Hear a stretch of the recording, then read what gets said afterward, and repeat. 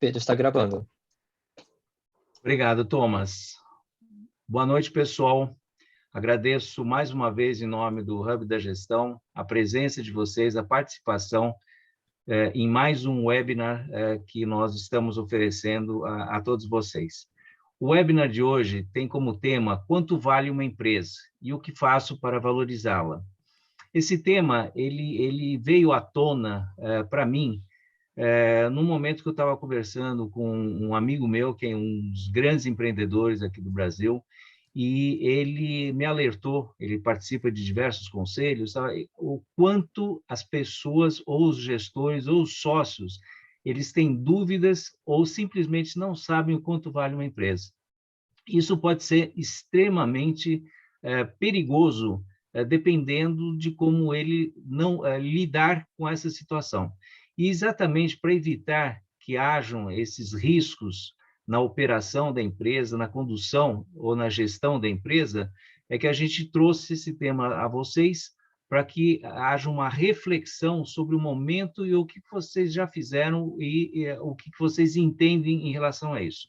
Então, o entendimento do assunto é básico, o acompanhamento de riscos crescentes e saber mitigá-los é necessário, o fortalecimento das estruturas de gestão é muito importante, entre outras abordagens que vão ser tratadas ao longo desse nosso webinar de hoje. Mais uma vez, muito obrigado a presença de vocês e espero que vocês aproveitem muito bem. Eu sempre alerto, faço um máximo de perguntas para explorar o conhecimento desses nossos dois debatedores, que são profundos conhecedores desse assunto que vão ser apresentados daqui a pouco. Thomas, eu gostaria de que você desse as orientações sobre perguntas e sobre a pesquisa de satisfação no final do webinar, por favor. Boa noite a todos, obrigado, Pedro. Então, boa noite a todos, sejam muito bem-vindos. Então, para usar uma ferramenta que a gente utiliza aqui no Zoom Webinar, caso vocês tenham algum insight durante o webinar ou vocês tiverem alguma dúvida, vocês podem utilizar essa caixinha aqui chamada Q&A, Questions and Answers. Vocês podem utilizar porque isso aqui é uma ferramenta que vocês podem utilizar para escrever as suas perguntas e vão diretamente para os palestrantes, né? E, assim, tem o bate-papo, só que o bate-papo é para todo mundo, só que quando tem essa questão das perguntas, é mais direcionado e fica melhor para os palestrantes olharem e conseguirem responder as suas perguntas mais adiante, tá? Mas caso tenha muitas perguntas e não conseguirem responder todas, os palestrantes vão tentar responder isso por e-mail, tudo bem? E no final também da pesquisa, desse webinar, vamos ter uma pesquisa de satisfação, que é uma forma para a gente saber melhor como que nós estamos gerenciando o webinar, se vocês estão gostando ou não. A gente gostaria de saber a avaliação de vocês, que é muito importante para a gente continuar sempre melhorando mais ainda este webinar, tá bom, Pedro? Thomas, por favor, me projeta a tela lá, o slide de empresas. Ótimo. Bom, eu gostaria de lembrar que toda iniciativa, principalmente de cunho filantrópico, ela depende muito das empresas que são as empresas patrocinadoras e são as empresas que nos apoiam dentro de todo o esforço que a gente faz para trazer o melhor da informação para vocês, tá? Thomas, você pode dar o got it, pessoal, para sair a mensagem na frente? Para eu poder ler? Vamos voltar a tela, por favor. Ótimo, obrigado, Thomas. Então, dentro desse conceito de empresas patrocinadoras e parceiras, eu sempre agradeço a elas, porque elas acreditaram em nosso propósito desde o início. Sem esse apoio, não seria possível nós termos chegado aonde nós chegamos. E aí eu só quero nomear quem são essas empresas que fazem esse apoio, que dão esse apoio ao Hub da Gestão. Temos a Britec, temos a Leveros, temos a ACT, dos ex-alunos da Getúlio Vargas, a Estúdio Fiscal, uma empresa do Rio Grande do Sul, a Agência M, que tem a dimensão nacional, e da Stex. Fora isso aí, tem a Bloco 1 também. tá? Então, agradeço novamente e sempre a essas empresas pelo apoio que têm nos dado. E agora, eu gostaria de me apresentar. Eu sou o Pedro Ivanov, eu sou o fundador do Hub da Gestão, e junto com mais 6 pessoas, nós temos batalhado continuamente para trazer o melhor da informação para vocês, em cima de temas que são associados a 9 macrotemas, que são os macrotemas essenciais para uma boa gestão de empresa. Então, não vou me estender na minha apresentação, e gostaria de passar agora a apresentação dos nossos debatedores, que é o Estevão Secato Rocha e o Gabriel Umbelino. Eles vão estar se apresentando e, na sequência, a gente começa efetivamente o webinar. Por favor, vamos começar pelo Estevão, ordem alfabética. Obrigado pela oportunidade de estar aqui falando com vocês. Obrigado, pessoal que veio aí, está presente, nos prestigiando. Meu nome é Estevão, eu sou formado, vou começar um pouco pela formação acadêmica, né? Eu tenho 2 vertentes aqui, uma acadêmica e a outra mais profissional, né? Na academia, então, na formação acadêmica, eu sou engenheiro politécnico, formei em engenharia naval, estudei 6 meses de economia em Harvard, e também aí pós-graduações eu fiz em turnaround na GV, estou concluindo agora um mestrado em Liverpool, um mestrado acadêmico em gestão empresarial, e tenho vários cursos aí também, cursos em blockchain, cursos em finanças, né? Sou criador do primeiro bootcamp em reestruturação de empresas de turnaround do Brasil, e também do primeiro certificado em turnaround, reestruturação de empresas 100% online no mundo financeiro. Sou professor e coordenador da FIA Business School, que é uma escola de negócios aí, também na cadeira de turnaround, né? Então, essa é a minha carreira acadêmica, né? Carreira profissional, comecei lá como estagiário no Banco Merrill Lynch, depois eu fui, fiz estágio em várias empresas, comecei minha carreira na Artesia, um fundo de private equity, onde eu fiz o IPO da Abiara, da Metal Frio, da Lely Blanc, fui conselheiro de empresas, saí da Artesia para ir para a Plantec Engenharia, que era uma empresa também investi de um dos investidores da Artesia, fiz a reestruturação lá já como diretor financeiro, reestruturei e vendi essa empresa para a G4S, que era uma empresa de Londres que se instalou no Brasil através da compra da Plantec Engenharia, né? A gente fez também a integração de mais 2 empresas compradas pela G4S, fui convidado depois da G4S para ir para a Ibix, Value Creation, e aí para trabalhar especificamente com turnaround e também M&A, né? M&A está no meu DNA, até pelo private equity. Fizemos lá, eu fiz gestão interina de várias empresas, foram 6 projetos de mais ou menos 6 meses cada um. Saí da IVIX a convite da KPMG, para me juntar ao time de reestruturação de empresas da KPMG. Lá foram 20 e tantos projetos, né, assessorando tanto credores quanto devedores. Ao final de 3 anos na KPMG, eu fui convidado pela Atento, é uma empresa listada na Bolsa lá de Nova York, para ser o head global de M&A lá, então fazer aquisições de empresas no mundo todo, tendo como a principal atribuição arrumar startups disruptivas aí para que a Atento as adquirisse e, portanto, absorvesse as tecnologias, né? Depois de 1 ano e meio na Atento, eu resolvi, então, sair e fundar a Storm Partners, que é a empresa que eu sou sócio fundador, que faz assessoria em turnaround, M&A, mercado de capitais. Temos hoje 40 pessoas no time, tem uma aceleradora de startups também, chamada SquadX, e outros empreendimentos aí pessoais. Mas é isso, encurtando aí. Não sei se eu demorei muito rápido, mas essa é a história aí. Gente, Elevator Pitch. Só pelo teu histórico de passagens por empresas, acho que você passou por mais empresas do que 50% da população brasileira, tá? Então... Foram mais de 100 projetos. Uma loucura, Gabriel. Vamos lá. Eu sou amigo do Estevão, é só isso, pronto. Eu falei que era melhor me colocar primeiro. Pessoal, boa noite, obrigado pelo convite mais uma vez, Pedro, obrigado a todos vocês que estão aqui hoje com a gente. Meu nome é Gabriel Umbelino, eu sou profissional, estou aí no mundo executivo há mais de 24 anos, comecei com Uzi Minas, depois mercado automotivo, também passei por consultoria, sempre na área financeira. Sou contador, administrador de empresas, pós-graduado em engenharia de produção pela Unifei em Itajubá e também graduado também no sul de Minas, aí em Pouso Alegre, Santa Rita do Sapucaí, naquela região boa ali, nossa, né? Mineiro aí de coração.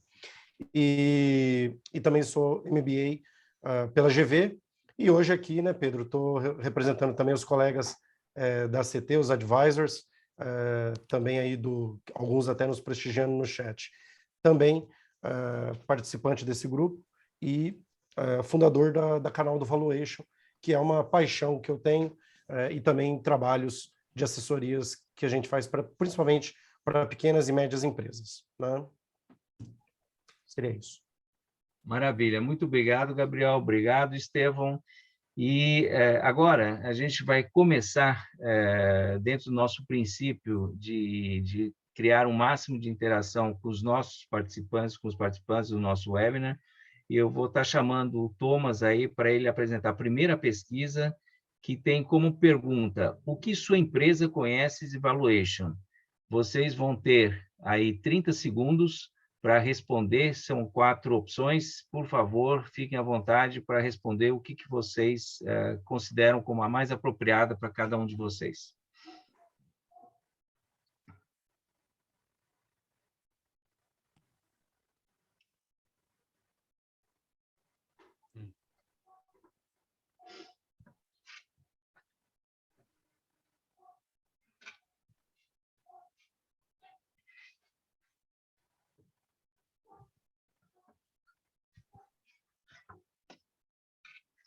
Muito bem, já temos aí as respostas, então vamos a elas.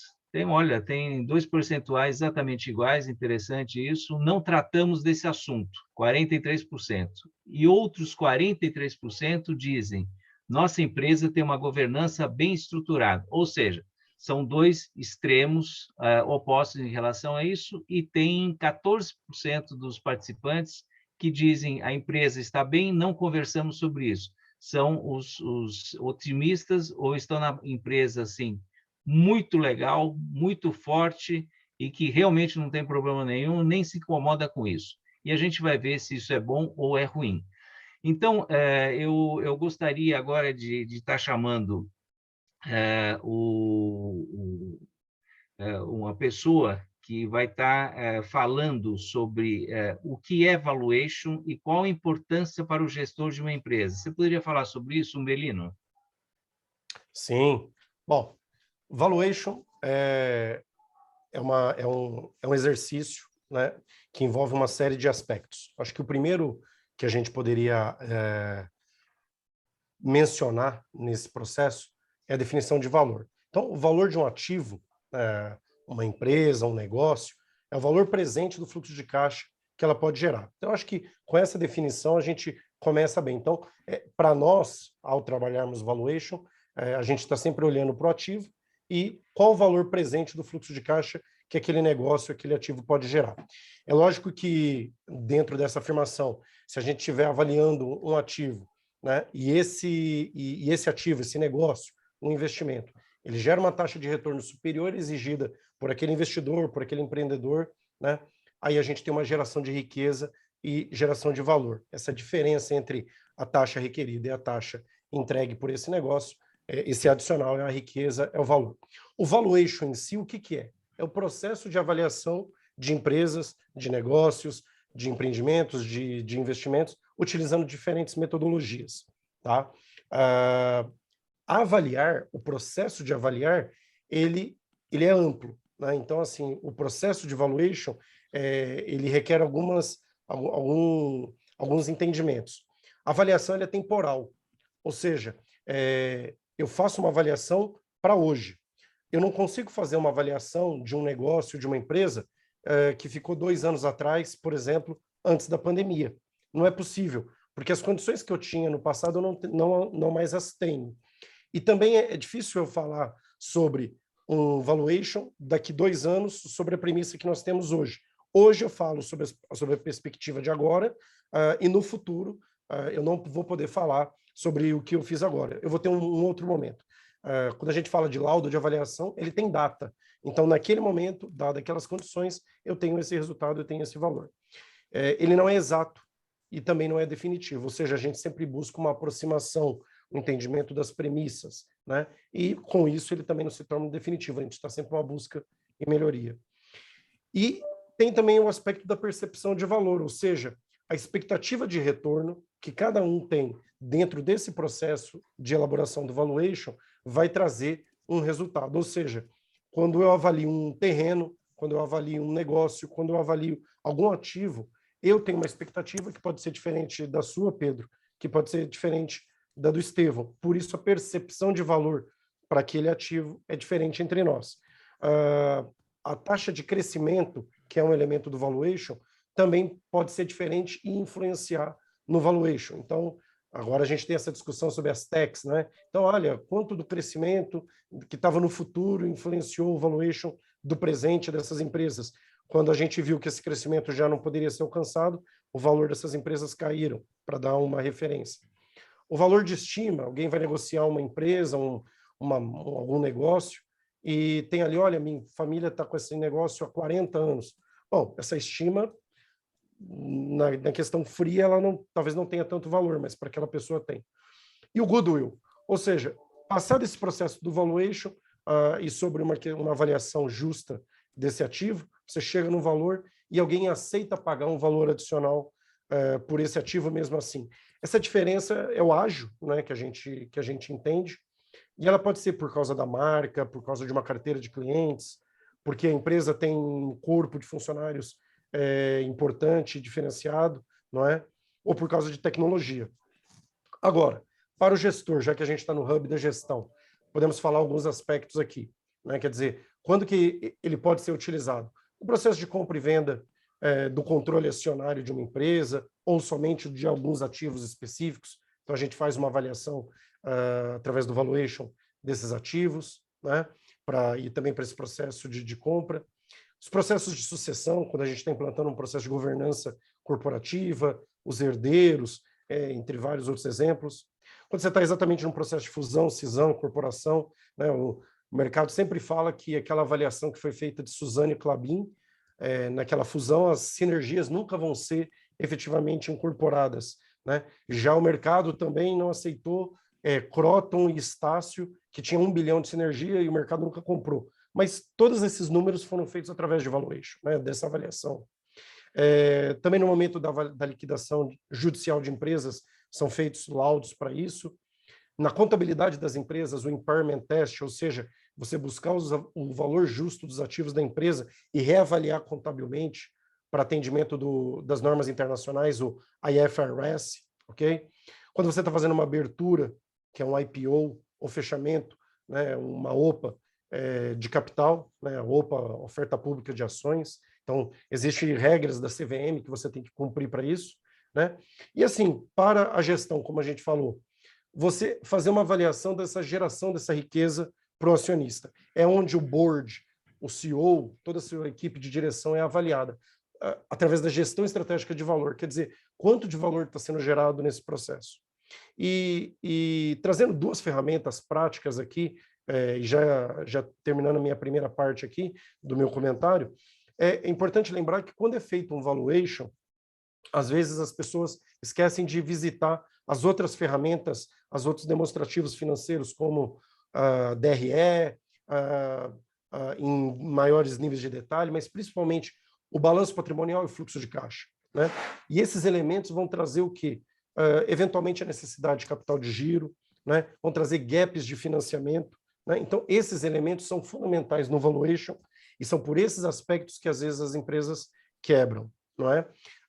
Um outro exemplo também nessa linha é sobre regime tributário, ou seja, às vezes uma empresa pode tomar uma decisão de se permanecer no regime presumido, né, regime tributário de lucro presumido, ou passar para o lucro real.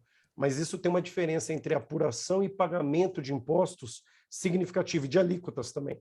Então, esse tipo de decisão é fundamental para a empresa e também impacta no seu fluxo de caixa. E esses elementos todos combinados podem ser vistos no valuation da empresa. Legal, e dá para perceber que por trás de tudo isso tem um nível de complexidade bastante elevado para você ter assertividade em cima dos valores e dos números que você vai trabalhar ou interpretar a situação efetiva da empresa naquele momento.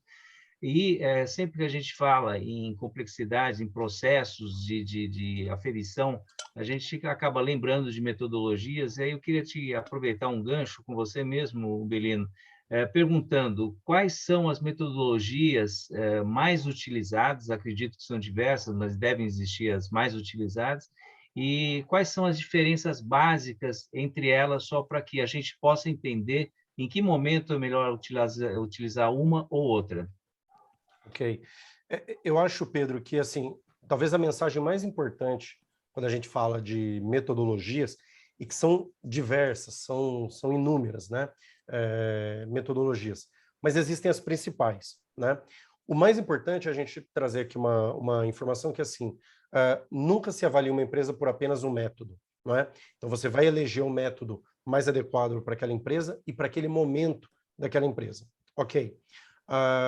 Mas existem outros métodos que devem também ser utilizados, no mínimo para efeito de comparação com a própria empresa, com métodos entre si, mas principalmente com outras empresas e com outras transações. Esse é o primeiro aspecto. O segundo aspecto que é a mais antiga de todas as metodologias é a comparação, é o benchmark, né? E a boa notícia, Pedro, que você é um especialista em valuation, né? O Estevão é um especialista, todos nós, porque no mínimo nós já fizemos uma compra de um carro, de um apartamento, né? E aí eu gostaria de trazer esse exemplo. Como que é feito isso? Bom, você foi fazer uma compra de um imóvel, e aí você pesquisou o bairro, você pesquisou o padrão daquele apartamento, o acabamento. Então, na sua avaliação, o valor médio daquela casa, daquele apartamento, daquele imóvel, às vezes para uma área, para um imóvel até mesmo para negócio, para um aluguel, você tem uma estimativa daquilo.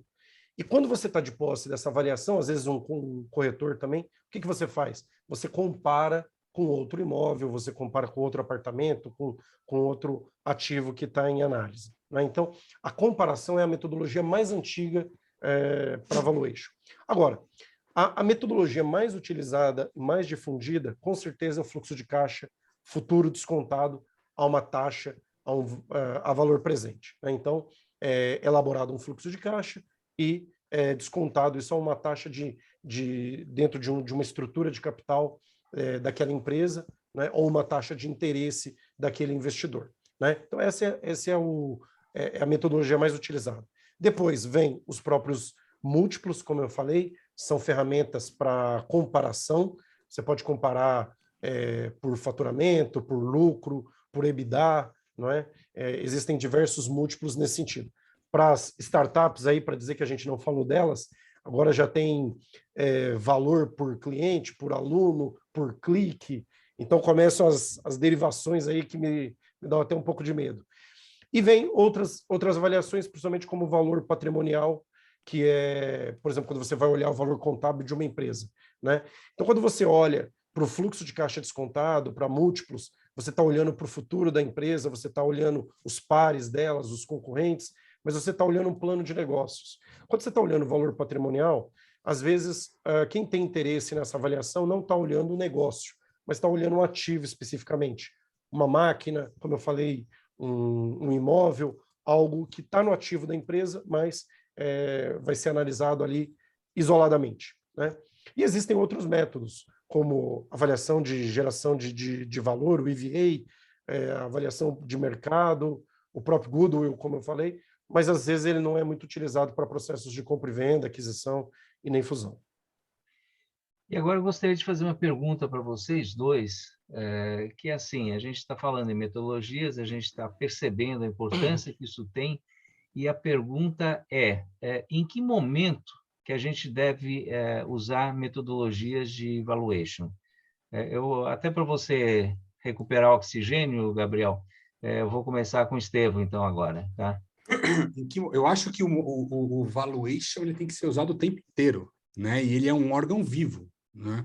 Então, à medida que você usa o valuation para determinar aonde você quer chegar com a sua empresa, dali derivam dali, né, do valuation, derivam os KPIs dos executivos, as métricas de remuneração, os incentivos para o time, os incentivos para a gestão, né? Porque com o valuation, e aí um valuation detalhado, ele vai entrar nas principais variáveis e as principais variáveis que aumentam o valor de uma empresa. Então, você está fazendo um fluxo de caixa descontado, como falou o Umbelino. Você tem fontes de recursos e usos de recursos, e você faz sensibilidades para entender, olha, pô, se eu aumentar 1% minha receita, quanto que aumenta meu valuation? Se eu reduzir 1% o custo, quanto aumenta meu valuation? Despesa, e você vai, custo de capital, estrutura de capital, então você itemiza isso, né, e você descobre ali quais são os drivers de valor do negócio, né, e aí com isso você consegue alinhar toda uma organização para que ela trabalhe em pró da maximização do valor para os acionistas, sempre, obviamente, né, respeitando todos os critérios éticos de sustentabilidade, cada vez mais, isso aí, na verdade, é imprescindível, né, ser uma empresa ESG, mas dentro desse contexto, é utilizar o valuation o tempo inteiro, do D0, da startup à empresa que está morrendo ali, a gente vai falar um pouco disso, é usar o valuation o tempo todo. Para mim, a minha opinião é essa. Legal, Estevão. E, Gabriel, você tem alguma coisa para complementar ou o Estevão não te deu essa chance? Não, é isso mesmo que o Estevão falou, concordo plenamente. Fazendo um highlight até em um dos comentários que eu fiz, sobre, às vezes, até fazer uma avaliação até para fins contábeis, né? Então, a contabilidade trouxe essa questão da avaliação justa, né, no impairment, e quando nós podemos lembrar daquele caso da Petrobras, ela teve que reconhecer ativos a um valor menor do que estava no seu balanço. Então, essa avaliação ela é constante, né? Ela tem que estar desde do plano de negócios, é uma sequência, né? Então, como nós falamos, tem que estar na estratégia da empresa. Legal. Bom, agora eu vou estar chamando o Thomas para apresentar a segunda pesquisa, que apresenta a seguinte questão: vocês já fizeram algum trabalho de valuation na empresa? Novamente, 30 segundos para a resposta.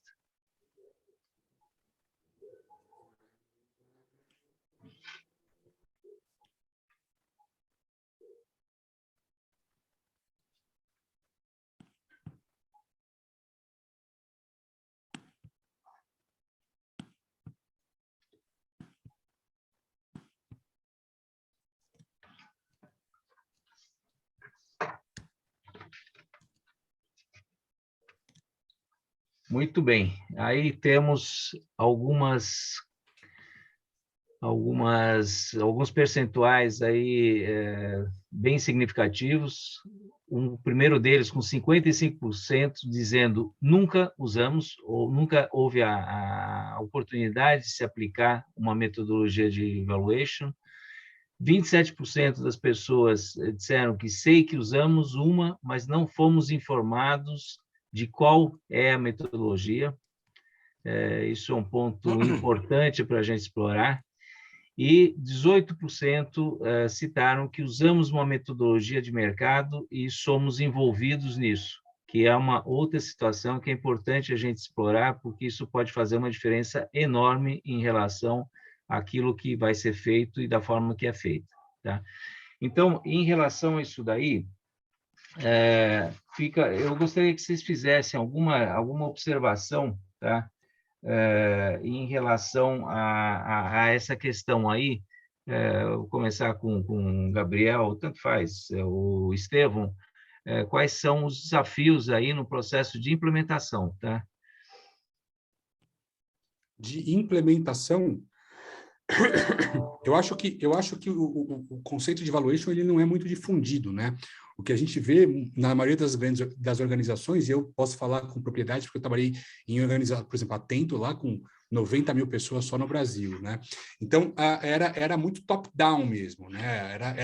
Ela ficava restringida ao comitê, no máximo à diretoria, quando muito, né? Então, os drivers de valor realmente e a disseminação do valuation ele não era difundido, né? Então, a pessoa simplesmente tinha aquela meta dela para cumprir, mas ela não entendia o contexto na qual ela estava inserida. Então, eu acho que é importante que todos na organização tenham noção de que a contribuição deles está sendo...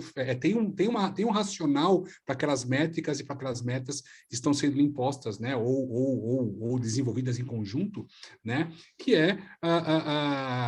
que deveria ser, né, o aumento do valor do negócio. Né? Então, é normal, eu acho que isso reflete, e esses 50% aqui parece que nunca tiveram acesso, isso é muito mais alto nas empresas, assim, 90% não tem acesso, né, a valuation, para chutar baixo. Gabriel, só uma questão em relação a isso. Dentro da pesquisa, a gente procurou entender o nível de participação das pessoas e o quanto que existe de compartilhamento na gestão do processo. Você poderia falar um pouco sobre isso? Posso. Eu acho, Pedro, respondendo a sua pergunta e na linha do que o Estevão também falou, eu acho que, e concordando com ele, a empresa tem que estar preparada para medir e para gerenciar o seu valor constantemente. Isso começa top-down e tem que ser disseminado. É uma questão de cultura. Vamos dar um exemplo que foi referência durante muito tempo, a questão da Ambev, né? E o indicador dela do EVA, que mede exatamente essa questão, quanto que é gerado acima do custo de capital.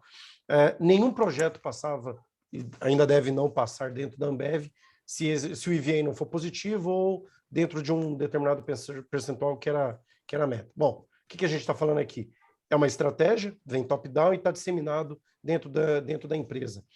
Isso faz parte da estratégia. Agora, em última medida, se você pegar o detalhamento da estratégia, do plano estratégico da Ambev, provavelmente essa questão de medir, né, ela tá lá na fase final do plano estratégico dela. Então, ela implementou, desenhou o cenário e tal, definiu uma estratégia e está falando, olha, precisamos medir essa geração de valor. Então, lá no final, junto com provavelmente seu Balance Scorecard e outros indicadores, tem uma medição contínua dessa geração de valor. E através de ferramentas de valuation e tudo mais. E isso suporta essa avaliação da estratégia continuamente, ajuda em melhores decisões. Então, assim, para o gestor que está aqui hoje no webinar, se eu pudesse dar uma recomendação, como que eu pensaria, né? Um checklist. Primeiro, faça avaliação prévia. Sempre tenha a avaliação, sempre tenha o valuation, seja uma ferramenta de trabalho contínuo da empresa. Primeiro ponto. Com isso, você vai ter o seu planejamento estratégico, você vai ter a sua determinação das estratégias e você vai entender o cenário.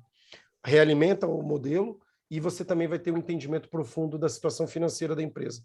Com isso, você está pronto para tomar decisões rápidas sobre compra, venda, fusão, investimento, participações, novos negócios, seja o que for. Quer dizer, ter uma avaliação atual te ajuda a ir para o ataque enquanto o ferro está quente. Eu acho que é essa a ideia. Então, sempre tenha a sua avaliação contigo e retroalimente esse modelo.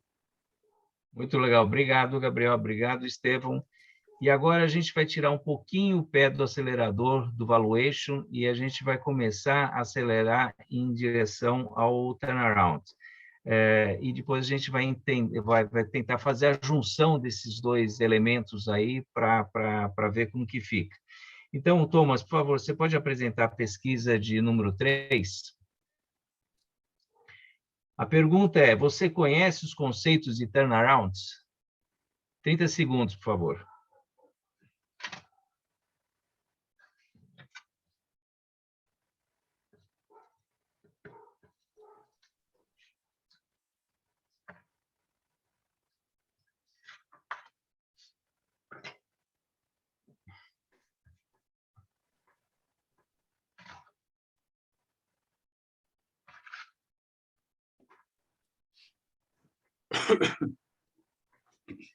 Muito bem, então vamos lá. 42% declaram que não conhecem, 25% que já leram alguma coisa sobre isso, 33% gostam de ler sobre esse assunto, tá? Então, ele tem uma leitura mais contínua desse assunto. E 0% usamos processo de turnaround na empresa, ou seja, não utilizam. Então, eu queria que você fizesse comentários sobre isso, Estevão, e Claro. explicasse para a gente o que são processos de turnaround. Eu fico feliz que uma parcela ainda que pequena gosta do tema, né? Isso já me deixa muito feliz, porque é um tema muito desconhecido no Brasil. Aqui é um tema relativamente novo, né? Mas os conceitos são bem antigos, né?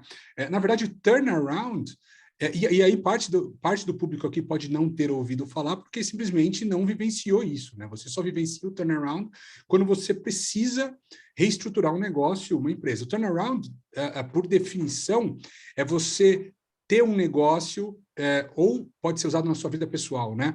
E você está indo num destino, numa direção que você não deseja, ou que você percebe que ela não é ideal, e você toma ações para mudar a rota, né? Fazer o turnaround mesmo. Turnaround é uma rotatória, né? Então, é você mudar a direção de um negócio ou de uma pessoa ou de uma sociedade. Por exemplo, a gente precisa de turnaround hoje nos governos, né? A gente precisa de turnaround hoje nos órgãos públicos, a gente precisa de turnaround nas empresas estatais e nas empresas privadas, né? Então, o turnaround, ele é isso, né? E do que ele é composto, né? Ele é composto de alguns pilares do turnaround. O primeiro deles é o estratégico. Existe uma pesquisa que mostra, pela Associação de Turnaround, que 75% das crises empresariais são causadas por erros estratégicos da gestão. Então, é a gestão que continua fazendo e usando a mesma técnica que usava anteriormente e que não faz mais sentido diante das mudanças de mercado. Então, 3 em cada 4 problemas empresariais estão ligados à gestão interna da empresa. Então, se você estiver falando com alguém e o cara falar, eu estou indo mal por causa do governo, eu estou mal, estatisticamente, 75% deles o problema é dentro de casa, né?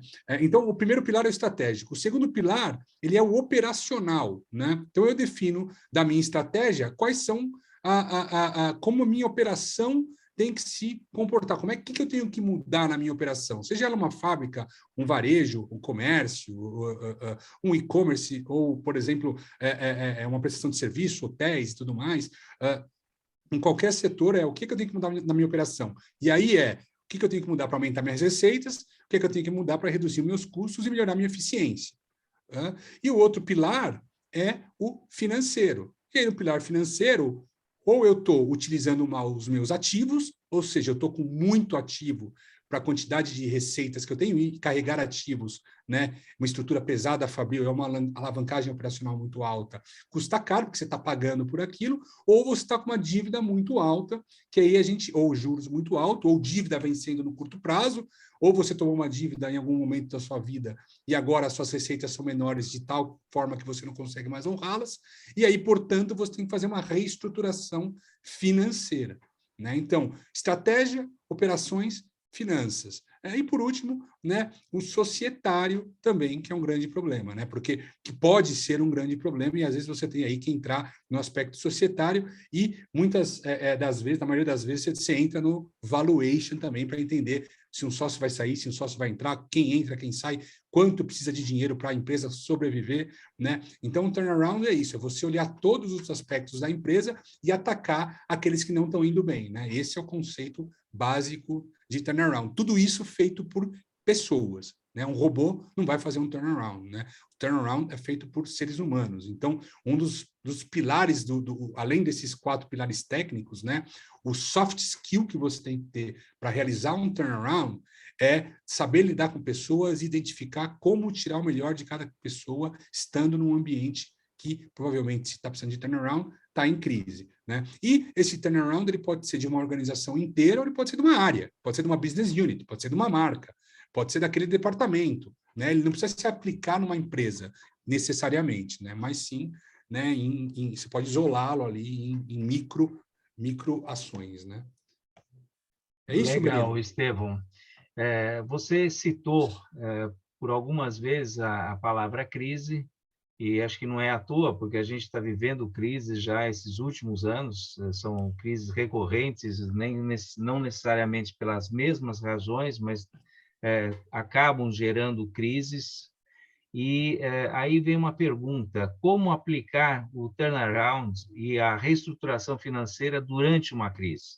E antes de você responder, eu só queria chamar novamente os participantes e incentivar os participantes a fazerem mais perguntas, que eu acho que o pessoal está muito tímido ainda, tá? Então, por favor, usem o QA aí para colocar as questões e, Estevão, fique à vontade aí para responder a Olha, pergunta. Isso é muito interessante, né? Eu dou aula na FIA e uma das minhas aulas lá motivos de crise, razão de crise, né? Eu identifiquei que a primeira crise financeira foi em 33 a.C. Assim, a gente vive crise há 2.000 anos, no mínimo, que foi o que eu identifiquei, mas a gente vive crise todo dia, né? E tem um indicador também de uma empresa de pesquisa, a IC Index, que mostra que existem, mapeiam 7 jornais só e 5 revistas, 3 crises empresariais por dia, só nesses 7 jornais e revistas.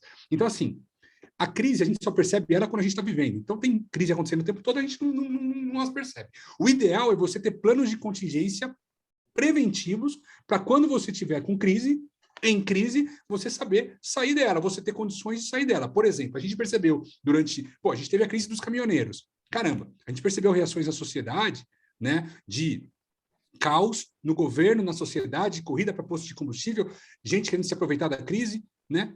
Aí depois veio a crise do Covid. A mesma coisa, né? Caos, crise, as pessoas não sabendo como reagir e as empresas com caixa curto. Né? Então, a maioria das empresas no Brasil com caixa para suportar um mês de faturamento no máximo. Né? E uma crise veio num momento ali do Brasil que o Brasil estava começando a decolar, quer dizer, foi um balde de água fria.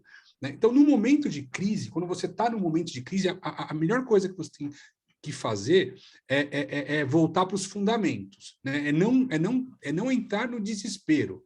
Né? Então, volta no valuation. Quais são os drivers de valor da minha empresa? O que é que eu preciso fazer para conter ou minimizar o impacto da crise? Não protelar. Por exemplo, tive clientes que no começo da pandemia, tiveram a possibilidade de colocar as pessoas em casa pagando 30% do salário reduzido, e demoraram um mês para tomar essa decisão. Esse um mês custou caixa. Esse caixa nunca mais vai voltar. Então, quando você está no momento de crise, que é um momento de estresse, e que as pessoas instintivamente tendem a perder a capacidade cognitiva, ou seja, a capacidade de raciocínio, você tem que ser frio o suficiente para olhar aquelas informações que você tem ali e tomar decisões rápidas. Porque a protelação na tomada de decisão é a pior coisa que alguém pode fazer no momento de crise, porque está saindo caixa, está sangrando caixa, e você está perdendo ali sua capacidade de, quando sair da crise, se restabelecer. Né? Então, no momento de crise, é muito importante que você tenha calma e que você, se você está tentando financiamento ou tentando, e é sempre assim, né? Na crise, quando a crise é generalizada, uma crise macroeconômica, né, você vai estar acompanhado de uma crise de liquidez de caixa na sua empresa e crise de crédito, de liquidez de crédito. Você vai faltar crédito no mercado. Na pandemia, por exemplo, os FDICs e os bancos simplesmente pararam de operar. Travou tudo. Ninguém empresta mais dinheiro, a gente não sabe o que vai acontecer. Então, nesse momento, você tem que imediatamente também parar de pagar todo mundo e aí voltar a pagar quando você souber o que você vai fazer. Então, assim, é drástico? É drástico. Crise não é brincadeira, é a UTI. Na UTI você não pode brincar. Você não pode esperar o raio-x sair para você tirar a bala do cara. Você não pode esperar o ultrassom sair. Você tem que tratar o cara na UTI. E cenários de crise são cenários de UTI. Então, não tem muito tempo para teses mirabolantes ou para estudos de viabilidade, não. Calma, volta para o básico, entende quais são os drivers de valor da empresa, entende quais são o que você não pode perder de jeito nenhum, né? E aí você, então, vai endereçar com base nisso. Né? Cada caso vai ser diferente do outro, né? Mas, basicamente, é tomada de decisão rápida, estancar a saída de caixa, tentar pegar crédito o mais rápido possível ou manter o máximo de caixa possível dentro do seu negócio e sempre ser transparente com quem você está lidando, mostrando. Se a crise é macroeconômica, é mais fácil da pessoa entender. Se a crise é interna da empresa, tentar mostrar para os seus credores ou para quem você está pedindo um empréstimo, a gente está falando de reestruturação financeira, a real situação do negócio e mostrar um plano de saída, né? Quem está liderando a saída da crise, ou quem está liderando o turnaround durante a crise, tem que mostrar para as pessoas que estão ali entorpecidas que existe um caminho, né? E tentar convencer as pessoas a aderirem ao seu plano de reestruturação, né? Sempre com clareza, com transparência. Existe uma curva de resistência à mudança natural do ser humano, por várias razões que eu não vou entrar no detalhe aqui, e existem técnicas para rompê-las, né? Mostrando situações que você já vivenciou que deram certo, né? Você tem, no momento da crise, por exemplo, quando a pessoa não retém muita informação, você tem que usar muita metáfora, tem que ser mais simples na sua comunicação, para que elas consigam te entender mais fácil. Não adianta você chegar lá e falar, eu sou PhD de Harvard, pelo estudo tal, não sei o quê. Não, é assim, galera, vamos junto, a gente vai conseguir sair da crise, o caminho é esse, eu já fiz, vai dar certo, confia em mim e vamos fazer esse plano de ação aqui, simples, tranquilo, com atribuições claras do que cada um tem que fazer. Eu acho que essa é a melhor solução. Muito bom. Foi uma aula essa daí, Estevão. Foi muito, muito bom. Muito sucinto, né? Não, mas, enfim, acho que é importante a gente perceber o que precisa ser considerado para a gente evoluir nesse conceito e aprender a como fazer as coisas para mitigar o que tem por trás e sair da melhor forma possível da situação, tá? E dentro desse momento aí, e até deixando você refazer a tua oxigenação, a tua respiração, eu vou fazer uma pergunta que envolve os dois, mas eu vou começar pelo Gabriel, perguntando, faz sentido a gente juntar os conceitos e as melhores práticas de valuation e turnarounds? Faz, Pedro, como o Estevão falou, e dentro daquela máxima que o valuation ele já deveria fazer parte da lógica da empresa, já faz parte do dia a dia da empresa. Em algum momento, a empresa pode necessitar desse turnaround. Às vezes a gente tem essa impressão, né, quem está de fora, que o turnaround ele é somente esse momento de crise aguda, que foi como essa resposta que o Estevão deu. Mas dá a volta, né? Quer dizer, você precisa mudar alguma coisa. Você precisa mudar um setor, você precisa mudar um desempenho, algum aspecto dentro da empresa, né?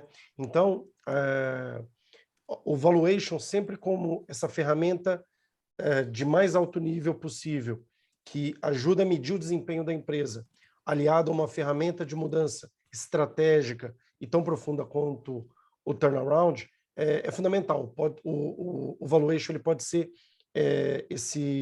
essa ferramenta de diagnóstico, de identificação daquilo que o turnaround precisa resolver e esse caminho que o turnaround quer dar, né? Então, uma ferramenta, uma bússola aí nesse processo. Estevão? Oi, estava respondendo aqui as perguntas do Q&A. Tá. Mas aí seria bom a gente fazer isso daí para todo mundo ouvir, tá? Para que todo mundo tenha uma percepção das dúvidas que surgiram e depois a gente explora as respostas. Perfeito. Mas tudo bem, não se preocupe com isso que a gente chega lá, tá? Mas, assim, complementando o que o Gabriel citou, você teria alguma coisa a mais para dizer em relação dessa junção ou da exploração do ferramental, tanto do turnaround quanto do valuation, eu acho que momentos da empresa? Uma vez que você tem o valuation claro ali, os drivers de valor, né?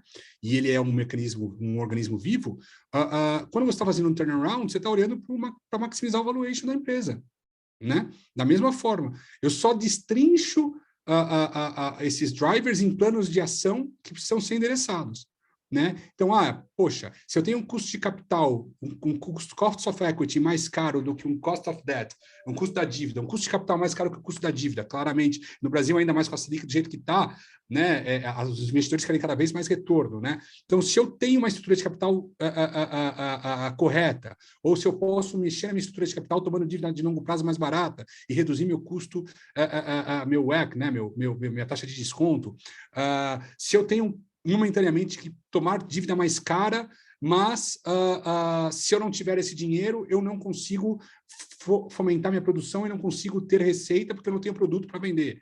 Então, talvez o custo do capital seja menos relevante do que a falta da margem, né? Então, eu acho que as duas coisas andam em paralelo. Um exemplo muito claro. Custa caro tomar dinheiro a 3% ao mês? Poxa, depende. Se eu tenho uma empresa como uma empresa de notebooks, que demora 90 dias para importar, mais 120 dias para receber de uma lojas americanas, um ciclo de capital de 180 a 200 dias, 3% ao mês, eu estou falando aí de 15%, talvez um pouco mais, 18%. Tá bom, se minha margem é 10%, se eu compro por 10 e vendo por 11, eu estou perdendo dinheiro. Agora, se eu tenho um ciclo de caixa de 30 dias, por exemplo, ou 45 dias, ou 60 dias, né, e minha margem é 20% e eu tomo 3% ao mês, se eu deixar de vender, eu estou perdendo 14%. Por quê? Porque eu gasto 6% no ciclo, mas eu vendo com 20% de margem. Né? Então, entender quanto, né, esses mecanismos de turnaround influenciam no valuation da empresa. Né? Então, acho que as duas coisas estão intimamente relacionadas.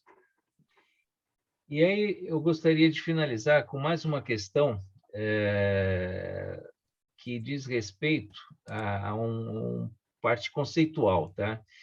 Conceitos e práticas de valuation e turnaround devem ser usados na sua forma clássica, ou seja, para aquilo que ela é mais focada, como vendas, M&A, dificuldades financeiras, etc., ou podem ser utilizadas também numa forma preventiva de reconhecer possíveis dificuldades futuras ou dificuldades que estão nascendo dentro da empresa e podem gerar essas situações que acabam sendo as clássicas, tá? Principalmente em termos de turnaround. Tá? Eu acho que durante a fala do valuation eu não fiz um comentário que talvez seja interessante colocar aqui no começo. Talvez esse desconhecimento de algumas pessoas sobre a ferramenta do valuation como uma ferramenta estratégica de gestão se deve ao fato de que o valuation está muito ligado a esses processos de compra e venda, de transação do negócio. Então, quando você está lá na ponta e um dia o acionista acordou de manhã, ele está com 65 anos e ele fala, olha, vou vender a empresa. Aí ele vai atrás de fazer o valuation da sua empresa, mas ele já quer vender. Então, na hora que ele anuncia, esse é o grande driver de decisão para ele fazer um valuation. Né? Nesse momento, ele já perdeu 50% do valor da sua empresa. Né? Ele foi ao mercado e alguém ficou sabendo. Aí o mercado já definiu o valor da empresa. Ele não precisa mais de um valuation. O mercado já falou, olha, essa empresa aqui é metade da outra, então a outra foi vendida, então ele não precisa de um valuation. Porque ele não fez esse trabalho 5 anos antes, não preparou a empresa para essa etapa, inclusive com uma estratégia de saída vencedora, trabalhando dentro dessa estratégia novos canais de venda, novas unidades, melhorando o seu resultado financeiro, o que faria multiplicar o tamanho do seu valuation numa eventual negociação ao longo desse período. Não, ele deixou passar esse período e chegou num determinado dia ele decidiu vender. Então, ele vai ter um pênalti muito grande para ser pago aí. No aspecto da gestão, isso é no dia a dia. Ou seja, ele passou nesses 5 anos como ele passou nos últimos 40 anos sem estar olhando para essa ferramenta. Então, as pessoas têm essa visão de que o valuation é uma ferramenta de transação de equity. Né? Então, quando eu vou abrir mão de parte do meu negócio, quando apenas eu vou fazer uma sucessão, quando eu vou abrir para outro investidor e tal. E não. E aí você perde a oportunidade de incrementar, de gerar valor pelos drivers corretos, como o Estevão falou, evitando um turnaround, ou, numa visão mais pragmática, a gente poderia até mesmo dizer, ok, eu tenho um turnaround a ser feito aqui, e nós vamos definir que o ponto inicial desse projeto, dessa atividade, é um turnaround, porque a empresa já está numa situação de UTI, né? Já está numa situação ruim. Mas também existe uma estratégia de saída lá na frente.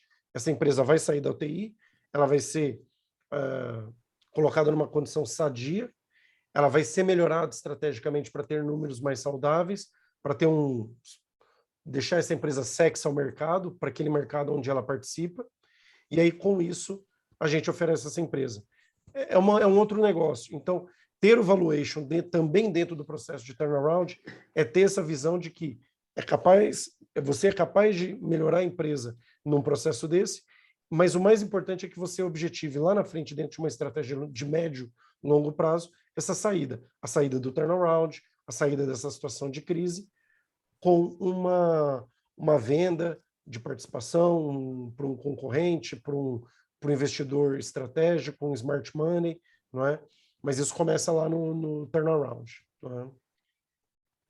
E eu entendo em relação a essa questão que qualquer atuação, vamos chamar de forma preventiva em relação a isso, é uma geração de oportunidade de você construir valor para o teu negócio. E quando se chegar algum dia uma situação de fusão ou de aquisição, você vai estar muito mais bem posicionado do que numa situação que agora eu vou fazer isso daí, só que você não sabe o que você deixou ou deveria ter feito para extrair o máximo de valor do momento que você está praticando. Tá? É correta essa minha visão? É exatamente assim, a gente tem um conceito que é o early turnaround e o late turnaround, né? O turnaround que eu faço mais cedo, ou seja, quando eu percebo o sinal da crise ou o sinal de que algo não está indo bem, começo a agir, e tem vários sinais, eu tenho mais velocidade, eu tenho mais possibilidade de manobra, eu tenho mais reputação para fazer isso, eu tenho mais caixa para fazer isso, eu perco menos gente boa, eu tenho mais credibilidade. Quando eu faço late turnaround, quer dizer, eu já estou na crise, já estou sem caixa, já estou devendo, já não paguei ninguém, já estou indo no banco pela terceira vez, quer dizer, eu já perdi credibilidade, já perdi pessoas, já perdi possibilidade de manobra. Mesma coisa para uma empresa em venda, para um valuation, como o Merino bem falou. Se o cara me procura para fazer um valuation na empresa dele, ele já tomou as decisões e aquele valuation é uma consequência das decisões que ele veio tomando ao longo da vida da empresa. Se ele me contrata no começo ou num determinado momento e veste a noiva, começa a preparar um processo de M&A estruturado e de venda estruturada, ele provavelmente vai conseguir valores múltiplas vezes maiores. Maior, né? Por quê? Porque ele vai conseguir preparar a empresa para ser vendida e ele vai conseguir extrair os drivers de valor e melhorar aqueles drivers de valor para que as empresas, então, tenham um valuation maior. Então, por exemplo, é o típico caso de um private equity. O private equity faz uma análise de valor antes de comprar a empresa, identifica os drivers de valor, identifica onde ele pode melhorar, compra a empresa, investe na empresa e sai via mercado de capitais, via investidor estratégico, é exatamente isso. Só que a pessoa, o sócio da empresa, ele pode ser o seu próprio private equity, ou seja, ele deveria pensar como um private equity. Quanto vale minha empresa hoje? O que eu tenho que fazer para valorizá-la? Poxa, contrato um valuation hoje e faço valuation depois. Quais as métricas meus executivos têm para ganhar bônus? É o aumento das vendas? É o aumento do EBITDA? Pô, mas esse cara está aumentando EBITDA, mas ele teve que construir uma fábrica inteira ou comprar um imóvel inteiro, empatar capital para melhorar o EBITDA e o cara é remunerado com base no EBITDA e não com base na geração de caixa sustentável. Quer dizer, desalinhamento de interesses entre acionistas e executivos. Né? Então, se você tem um valuation feito preditivamente, você consegue identificar, né, como vender a sua empresa, se for o caso, né, ou como gerar mais caixa, né, e quando chegar a hora da venda, você está muito mais preparado. Aí o valuation é só uma confirmação de algo que você já vem trabalhando há muito tempo. Né? Muito bom. Olha, vamos abrir agora para as perguntas. Você lembra das perguntas que foram feitas? Porque agora, para mim, não aparecem mais as perguntas anteriores, tá? Posso... Eu acho que elas ainda estão aqui, viu, Pedro? Elas estão? É que eu não estava enxergando. Elas estão como respondidas. É porque eu legal. respondi. Então... Não, eu acabei respondendo, não sabia, eu acabei indo respondendo. Não, mas não tem problema nenhum, Estevam. Respondi o que eu acho também, hein, gente. Se estiver falando abobrinha aí, respondi o que eu achava também aí. Se tiver alguma coisa errada aí, vocês me corrijam.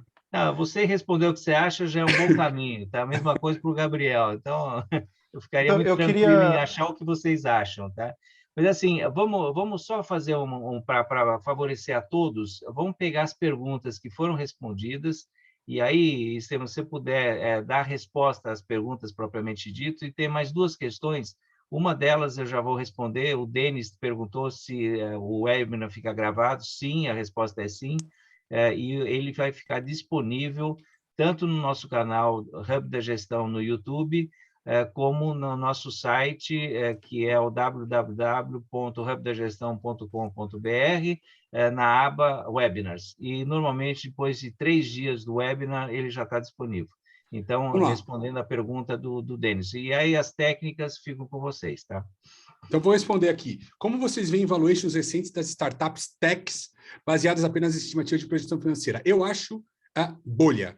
Eu acho que é a fear of missing out. O cara coloca... Sabe aquele bolão que você entra com seus amigos, afirma, porque se todo mundo ganhar, você vai ser o único a aparecer na segunda-feira? Eu acho que é mais ou menos isso que está acontecendo. Então, o medo de ficar fora da próxima grande tacada faz com que os VCs acabem investindo bastante nessas fintechs. A maioria delas tem se mostrado ali com valuations muito elevados, né? Por exemplo, o Zoom, que estava valendo mais do que a IBM. Assim, cara, não faz sentido. Depois do Zoom surgiram várias outras ferramentas, Teams, tem um monte. Tanto que a ação do Zoom caiu para caramba, o valuation do Zoom. Então, para mim, são bolhas, não refletem a realidade. Para mim, eu até tenho um artigo, depois eu mando meu LinkedIn para vocês, lá, que fala sobre os unicórnios, fala sobre os unicórnios existem, né? Porque, para mim, é fluxo de caixa descontado sustentável. Valuation é isso. Se você compra uma empresa com 200 vezes EBITDA, se ela tem que crescer para ela valer, assim, para ela dar um payback de 10%, ela tem que crescer assim 100 vezes. 100, então, sabe, é um negócio que é meio fora de proporção. Essa é a minha opinião. Né? Não sei se o Umbelino quer comentar qualquer dinâmica. Ou vamos para a próxima. Pedro, eu queria fazer uma resposta 3 em 1 aqui, porque eu consigo passar pelas 3 perguntas aqui. Legal. Tem uma questão um pouco conceitual. Assim, back to the basics, né? Então, assim, o conceito básico, e eu sou muito atrelado a isso, do fluxo de caixa descontado, uma das premissas que a gente falou muito aqui, o que é? Que você tem uma projeção de negócio, você tem um plano de negócios. Então, se a gente se concentrar nessa questão, na estratégia, no negócio, no plano de negócio bem construído, né, você não vai ter essas questões, esses múltiplos mirabolantes que às vezes a gente tem que encarar nas questões das startups e que a gente chega em resultados que depois ninguém consegue explicar, e é tudo isso que o Estevão falou. Então, assim, tem negócio, tem produto, tem carteira de cliente, tem receita, tem lucro, então a gente consegue avaliar. Da mesma forma, tem uma pergunta aqui do Quarteiro, para uma empresa familiar. Bom, então não é uma startup, mas é uma empresa familiar. É o mesmo conceito, ou seja, se eu estiver falando de uma padaria, tem fluxo de caixa, tem resultado, tem uma projeção de continuidade desse negócio. Quer dizer, esse negócio, estou vendo que ele vai acabar em 2, 3 anos? Não, esse negócio é um negócio com perpetuidade. Então, o modelo é normal, é tradicional. Então, essa resposta vale para os 2 casos. E também, nesse mesmo modelo, respondendo à pergunta da Natasha, como que se faz um modelo desse, Natasha?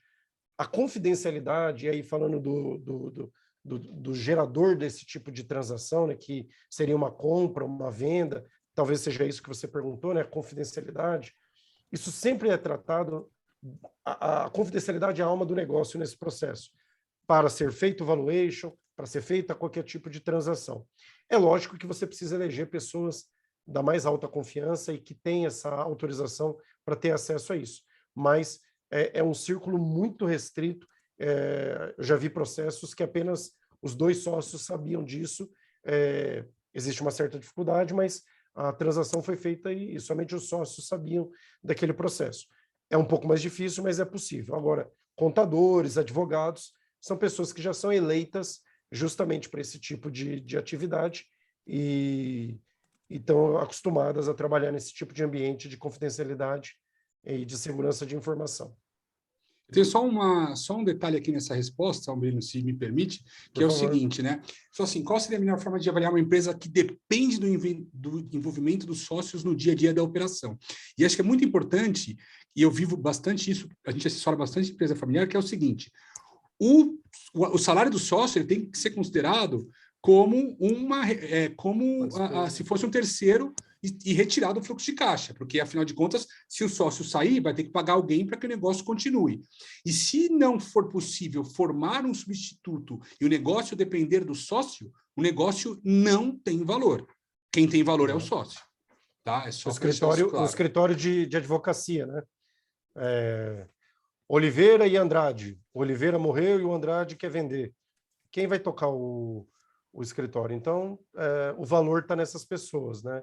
E sobre essa referência do Estevão, há valores de mercado, né? Então, assim, o Prolabore, que remunera um dos acionistas que trabalha na empresa, mas isso estava sendo feito na empresa? A gente volta naquela questão. Não, o Prolabore estava mais por retirada, mas ele não trabalha na empresa? Trabalha. Então, aí você começa a identificar essas disfuncionalidades. Então, algumas coisas na gestão precisam ser corrigidas para que depois possa ser feito um valuation corretamente, em termos de mercado, que o mercado aceite, né? Muito bem. Ficou alguma pergunta pendente ou não? A gente respondeu a todas.